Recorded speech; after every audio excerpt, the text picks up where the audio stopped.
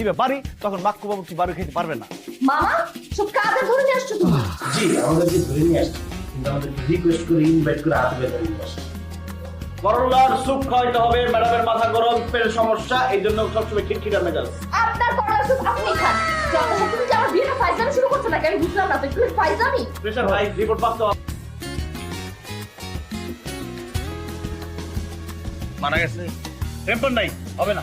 হবে না রান্না হবো না, পাতিলের টেম্পার গেছে, রান্নার সময় যে কোনো সময় বাস্ট হয়ে যেতে পারে। আগের একটা কথা বললে হলো নাকি? হ্যাঁ, আরে এত ভালো পাতিল, কত বড় বড় বাবুর্চি এসে রান্না করেছে এই পাতিলে, কেউ প্লাস্টার। আমি তো ঠিকানা দিই নাই, দুলা ভাই আদর করে ওকে ঠিকানাটা দিল। আর একটা কথা তোকে বলি, তোকে বলা হয়নি, একটা ভয়ঙ্কর তথ্য আছে। এই বাবুর্চির রান্না খেয়ে 17 জন মানুষ মারা গেছে। মানে তারা এই বাবুর্চির রান্না এত খুশি মনে খাইছে, এত আগ্রহ নিয়ে খাইছে, এত বেশি খাইছে, তুই খাবারের স্বাদেই 17 জন শেষ।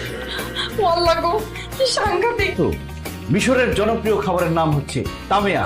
আমি আপনাকে তামিয়া বানিয়ে খাওয়াতাম, আর সাথে থাকতো মুলুখিয়া এবং কানাফে। আমি তো কোনোটার নাম বলতে পারলাম না। হ্যাঁ, তো উত্তর দিতে পারিনি তো কি হয়েছে? উত্তর দিতে পারলে পুরস্কার পাইতেন, দিতে পারেন নাই, সেজন্য সারপ্রাইজ। দুঃখিত, সমস্যা নেই, আগামীকালকে আপনাকে শুধু হালুয়া বানাই খাওয়া করবো। সে বলে আমার শ্বশুর একটা চামচিকা, একটা ফকিন্নি খয়রাতি, এই বাড়িতে মিশরীয় ফুড কি তারা বুঝবে? রান্না করার কোনো দরকার নাই। তার মধ্যে আরেকটা কথা বলছে, বলে আমি যৌতুক ছাড়া বিয়ে করছি, এটাই তো বেশি। আবার কিসের মিশরীয় ফুড? কি বলছো তুমি? খাইতা তাহলে বুঝতা আমি কেন এমন করতেছি। দাঁত কি সত্যি সত্যি পড়ে গেছে? ফার্স্ট কমে গেছে, পরে দেখি না আছে। যাক, নাই বিয়েটা যদি না হয় আমি হেরে যাব, প্লিজ। ও জাস্ট আমার ভালো ফ্রেন্ড, আর কিছুই না। ভালো, কাল আমার বিয়ে, আমি আশা করবো এরপর তোমার সাথে আমার কখনো দেখা হবে না। আমি তোমার জন্য অনেক দূর থেকে এসেছি। হ্যাঁ আমি তোমার জন্য অনেকদিন অপেক্ষা করেছিলাম। আচ্ছা, নিসার ব্যাপারটা তো সিরিয়াসলি কেন নিচ্ছ? সিরিয়াসলি কেন নিচ্ছি?